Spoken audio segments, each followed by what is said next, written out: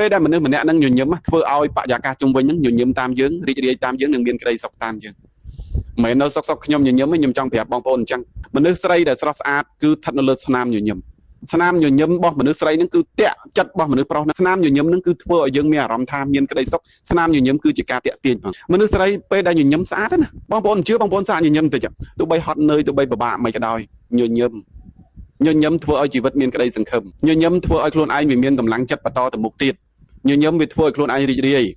ញញឹមធ្វើឲ្យមនុស្សដែលមើលវីដេអូយើងនឹងញញឹមតាមយើងមានក្តីសុខតាមយើងរីករាយតាមយើង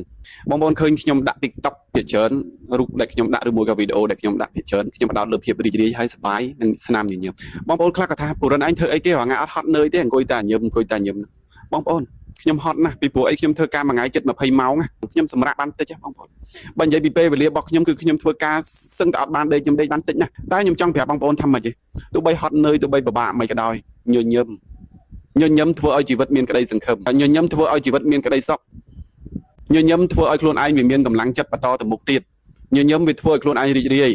ញញឹមធ្វើឲ្យមនុស្សដែលមើលវីដេអូយើងនឹងញញឹមតាមយើងមានក្តីសុខតាមយើងរីករាយតាមយើងខ្ញុំចង់ប្រាប់បងប្អូនតិចខ្ញុំនិយាយពាក្យរបស់មនុស្សប្រុសមនុស្សស្រីដ៏ស្រស់ស្អាតមិនមែនស្ថិតនៅលើគ្រឿងអលង្ការការតុបតែងខ្លួនឬមួយក៏សម្លៀកបំពាក់ឯ